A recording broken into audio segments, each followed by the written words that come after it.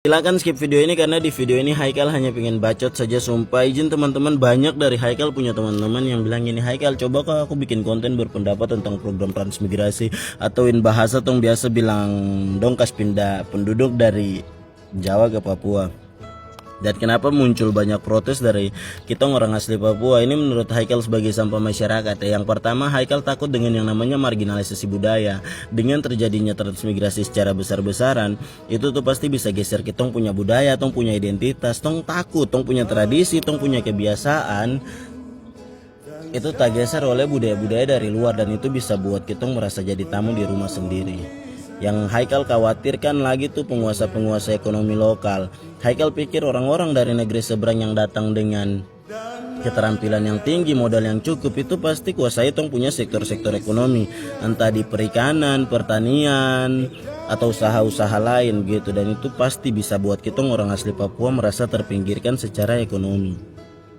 Dan yang berikut, kerusakan lingkungan. Dengan terjadinya transmigrasi secara besar-besaran, tong tuh pikir tentang eksploitasi hutan dan lahan. Tong orang Papua yang punya ikatan kuat dengan alam itu pasti berpikir tentang terancamnya kelestarian lingkungan, terlebih lagi kita yang punya mata pencaharian gitu.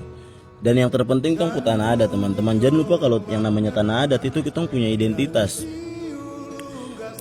Dan kalau transmigrasi itu dia sampai terjadi di tanah Papua, itu berarti banyak kali fungsi lahan yang namanya tanah adat itu untuk dorang, dan itu bisa jadi pemicu konflik yang hebat untuk kita orang Papua. Makanya apalagi kita nih junjung tinggi sekali yang namanya tanah adat, hak tanah adat sendiri.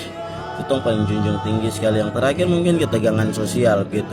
Dengan perbedaan budaya para transmigran dengan kita orang asli Papua, jika pemerintah terhati-hati untuk mediasi kedua kelompok ini, itu pasti bisa jadi pemicu konflik yang luar biasa hebat untuk kita di tanah Papua. Makanya kenapa banyak masyarakat Papua, aktivis HAM, LSM yang protes terkait hal ini atau minta untuk hentikan program transmigrasi ini. Karena begitu sudah, coba kaji ulang itu kebijakan dengan menimbang aspirasi dan kita orang asli Papua punya kesejahteraan, supaya kita orang asli Papua merasa jadi tamu di rumah sendiri. Atau orang Sentani bilang kairamu yo tanah ya, bahasa yo dadah.